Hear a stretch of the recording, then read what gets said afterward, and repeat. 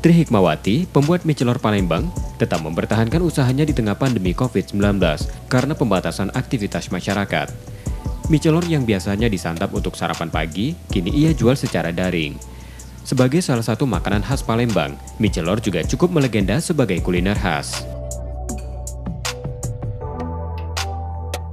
Membuat mie celor diawali dengan pembuatan kuah berbahan santan, tepung terigu, garam, gula, lada halus, bawang merah dan bawang putih, cabai merah, jahe, mie basah, serta udang dan toge.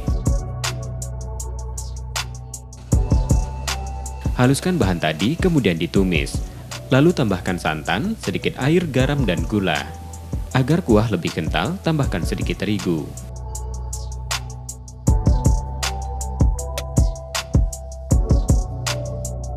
Dilanjutkan dengan merebus atau celor mie basah dan toge, lalu masukkan dalam mangkok.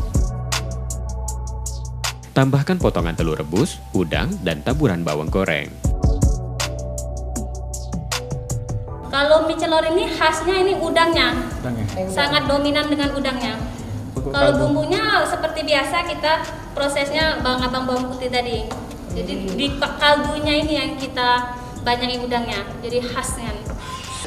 Selama PPKM ini memang kami sangat terasa untuk pesta-pesta, tapi kami siasati dengan online.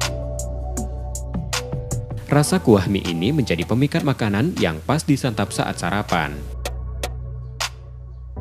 Enak, ini kan salah satu makanan khas Palembang. Saya kan orang Palembang asli. Harga standar 20.000 per porsi. Satu porsi mie celor Palembang dijual dengan harga cukup terjangkau, hanya Rp20.000 per porsinya.